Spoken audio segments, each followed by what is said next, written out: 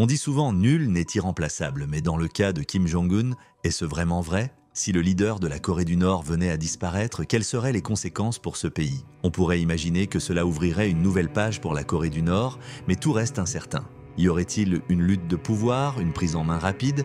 Allons découvrir les scénarios possibles ensemble. Succession épineuse. La question de la succession en Corée du Nord intrigue toujours autant. En 2011, lorsque Kim Jong-il est décédé, la situation était simple. Son fils, Kim Jong-un, prenait directement le pouvoir. Mais aujourd'hui, les choses sont bien plus floues. Le régime nord-coréen est très fermé, mais on sait que leur modèle politique repose en grande partie sur la dynastie de la famille Kim. En cas de disparition de Kim Jong-un, il serait donc logique que le pouvoir reste dans la famille. Pourtant, plusieurs obstacles pourraient se dresser. Il fut un temps, Kim Jong-un, dirigeant suprême de la Corée du Nord, a disparu des écrans radars. Il n'a pas assisté aux cérémonies officielles pour l'anniversaire de son grand-père, Kim Il-sung, et cela fait beaucoup jaser. D'habitude, Kim ne rate jamais ses occasions.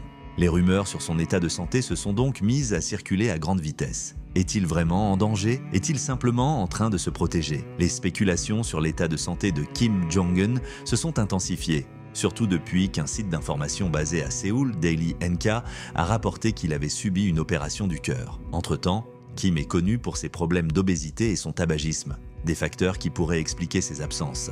Certains médias japonais ont même évoqué un état végétatif, après qu'il aurait eu une grave crise de santé. Depuis, la presse officielle nord-coréenne n'a diffusé que des messages d'encouragement, mais sans aucune preuve de vie de Kim. Pour les Sud-Coréens, cette situation était préoccupante, mais ils restent confiants. L'un de ses ministres à l'époque, Kim Yeon-chul, a souligné que Kim Jong-un n'a pas été vu en public à plusieurs reprises par le passé, et cela ne signifiait pas nécessairement qu'il était en danger. En effet, il y a eu des moments où Kim avait disparu des radars pendant près de 20 jours sans explication. Les autorités sud-coréennes assurent donc qu'il n'y a pas de raison de s'alarmer. Cela remonte à 2020, sa dernière disparition comme ça. À l'époque, du côté des États-Unis, le ton est resté mesuré. Donald Trump avait déclaré avoir une très bonne idée de l'état de santé de Kim Jong-un, sous-entendant que sa vie n'était pas en danger. Ce genre de déclaration avait laissé planer un certain flou, car tout le monde sait que les relations avec la Corée du Nord sont toujours délicates. Ces derniers jours, on s'est aussi posé la question cruciale de savoir ce que se passerait-il si Kim Jong-un devait mourir. Pour beaucoup d'observateurs, la situation en Corée du Nord est très instable. Kim Jong-un incarne le pouvoir absolu, et ses dernières disparitions ont entraîné une lutte pour le pouvoir au sein de son entourage. La Corée du Nord est un pays où la loyauté est primordiale, mais où les ambitions personnelles peuvent rapidement mener à des conflits. Un scénario possible serait que son système de gouvernement, basé sur la dynastie, soit mis à mal. Qui prendrait alors le relais? Le successeur s'appellerait-il forcément Kim? Depuis 1948, la Corée du Nord, ou République populaire et démocratique de Corée, n'a jamais quitté les mains d'une même famille, les Kim. La fondation de ce régime remonte au combat mené par Kim Il-sung contre les Japonais, puis contre les troupes de l'ONU pendant la guerre de Corée. Avec son parti des travailleurs, il a réussi à bâtir une société complètement contrôlée par le gouvernement. L'unité d'esprit est d'ailleurs l'un des slogans les plus anciens du pays, laissant peu de place à des idées différentes ou même à l'idée de rébellion. Mais que se passerait-il si Kim Jong-un, l'actuel dirigeant, venait à disparaître? Beaucoup pensent que les choses continueraient presque comme si de rien n'était. Le pouvoir resterait sûrement dans la famille, car dans ce pays, la lignée est aussi sacrée que la tradition. Les généraux et hauts responsables nord-coréens ne risqueraient pas une guerre pour le pouvoir, d'après l'analyste Andrei Lankov du Korea Risk Group. Ils accepteraient probablement un successeur venant de la famille Kim, car Kim Jong-un a 2 filles et un jeune fils. Alors, qui pourrait être ce successeur? Et ça, ce n'est pas simple et ça ne le sera pas. En début de cette année, Kim semble préparer sa fille adolescente à prendre sa suite à la tête. De son vrai nom, Kim Joo-hae, dont l'âge n'est pas confirmé, a été vue aux côtés de son père à plusieurs occasions depuis 2022, laissant penser qu'elle pourrait un jour lui succéder pour la 4e génération au pouvoir de l'unique dynastie communiste au monde. Le service national du renseignement NIS, National Intelligence Service, juge qu'elle a été choisie pour être la continuatrice. Il y a Kim Yo-jong, la sœur de Kim Jong-un. Elle est aujourd'hui l'une des figures les plus influentes de la Corée du Nord. On la connaît pour sa loyauté envers son frère et son engagement total à ses côtés, ce qui en fait une personne clé du régime. En 2018, elle a fait sensation en représentant son pays aux Jeux Olympiques d'hiver organisés en Corée du Sud. Un événement rare qui a surpris de nombreux observateurs. Elle est aussi régulièrement présente lors des sommets internationaux, souvent aux côtés de Kim Jong-un, ce qui montre l'importance de son rôle. Elle a même publié des déclarations officielles en son propre nom. ce qui est inhabituel dans un pays où le pouvoir est très centralisé. Aujourd'hui, elle est la plus haute dignitaire de la famille Kim après son frère et une candidate potentielle à la succession. Pourtant, il y a un obstacle important. La Corée du Nord reste une société très conservatrice et n'a jamais été dirigée par une femme. Ce détail peut poser des difficultés dans une éventuelle transmission de pouvoir. Le frère aîné de Kim Jong-un, Kim Jong-nam, semblait être un candidat naturel pour prendre la suite du régime nord-coréen. Pourtant, tout a basculé en 2017 lorsqu'il a été brutalement assassiné en pleine journée à l'aéroport de Kuala Lumpur, en Malaisie.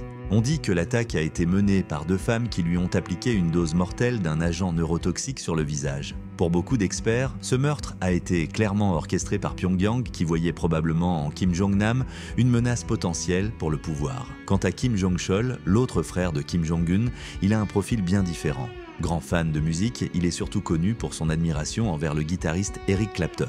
Il n'a montré aucun intérêt pour la politique nord-coréenne, ce qui l'écarte de toute prétention au pouvoir.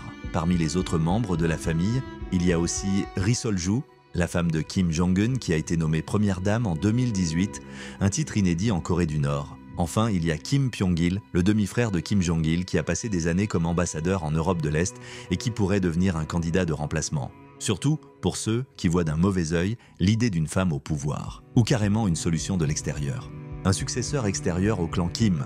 Kim Jong-un n'a jamais nommé publiquement de successeur, mais il y a une figure bien placée qui pourrait prendre la relève en cas de besoin qui est Choe Ryong-hae. Ce dernier, très influent à Pyongyang, est membre du Présidium du Politburo, l'instance la plus puissante de Corée du Nord, et il occupe également le poste de premier vice-président du Conseil des affaires d'État, ce qui le met tout en œuvre, près des plus hautes décisions du pays. Il se pourrait même que Choe ait des liens familiaux avec la famille Kim. Des rumeurs circulent selon lesquelles Kim Yo-jong, la sœur de Kim Jong-un, serait mariée au fils de Choe, renforçant ainsi l'alliance entre le clan Kim et Choe Ryong-hae. C'est un détail qui rend Choe encore plus incontournable et consolidé dans les cercles de pouvoir. En tout cas, Choe Ryong-hae pourrait représenter une option sérieuse pour assurer la continuité si Kim Jong-un devait disparaître. Rappelons que tout cela reste de la spéculation pour l'après Kim Jong-un. Mais si le dirigeant venait vraiment à disparaître, comment le monde apprendrait-il sa mort? Le régime nord-coréen est sans doute l'un des plus fermés et mystérieux au monde, en particulier lorsqu'il s'agit de la santé de son dirigeant suprême. Par exemple, lorsque son père, Kim Jong-il, est décédé le 17 décembre 2011, l'annonce n'a été faite que 2 jours plus tard, le 19 décembre, à la télévision d'État. Sa mort avait été tenue secrète pendant 2 jours avant que la nouvelle ne traverse les murs du pouvoir de Pyongyang. S'ensuit normalement une période de recueillement, très formalisée et très protocolaire, notamment les funérailles. Les personnes qui seront autorisées à marcher le long du cortège funèbre devront être les 8 personnes au sommet de l'organigramme du régime. Après ça, un deuil national est alors déclaré. Lors de la mort de Kim Il-sung, en 1994, ce deuil national avait duré 3 ans, avant que son fils, Kim Jong-il, soit formellement confirmé comme nouveau dirigeant de la Corée du Nord en 1997. À l'époque, un spécialiste de la Corée du Nord soulignait: il s'agissait de la première succession. Les choses sont allées beaucoup plus vite pour la deuxième. Kim Jong-un a récupéré tous les attributs du pouvoir en seulement quelques mois. Il avait déjà tous les titres qui lui permettaient d'être le dirigeant incontesté sur le plan protocolaire, jusqu'à devenir maréchal en juillet 2012. Si un jour Kim Jong-un venait à décéder, c'est par un message spécial à la télévision d'État que le monde entier l'apprendrait. Il y a une tradition bien établie en Corée du Nord.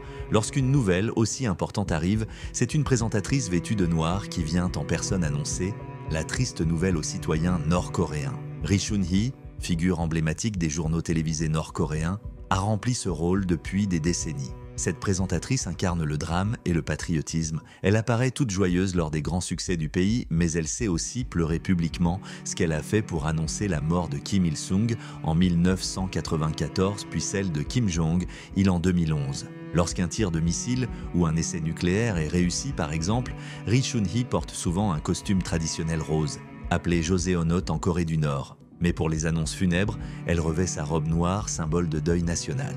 Pour l'instant, Kim Jong-un semble se porter comme un charme, et il est loin d'être prêt à quitter la scène politique. Certes, il y a eu des rumeurs à un moment donné, avec des spéculations sur son état de santé et même des prédictions amusantes, mais il faut croire que Kim a encore de l'énergie à revendre. Entre visites d'usines, tests de missiles et moments de célébration, il n'a pas l'air de ralentir. Finalement, si certains le pensaient déjà à l'article de la mort, ils devront patienter. Kim Jong-un, avec son sourire incompréhensible et sa passion pour les apparitions surprises, n'est pas encore prêt à passer le flambeau. On pourrait même dire que, malgré toutes les prédictions, il semble parti pour rester aux commandes encore un bon moment.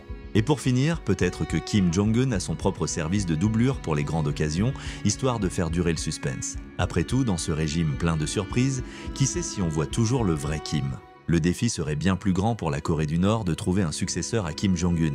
En Corée du Nord, chaque détail compte, du coup, cela est déjà bien planifié. Comme on le dit souvent, ne vendons pas la peau du loup avant de l'avoir abattu, donc Kim est encore de ce monde et on espère que ceci dure encore longtemps ou pour le temps qu'il faut. Ceci n'est en aucun cas une apologie envers sa personne, mais juste une façon de relater les faits et on ne souhaite pas non plus sa mort précoce. Que les choses suivent leur cours naturel, c'est sur ce mot qu'on va s'arrêter pour aujourd'hui. Merci à vous, on se retrouve pour la prochaine vidéo.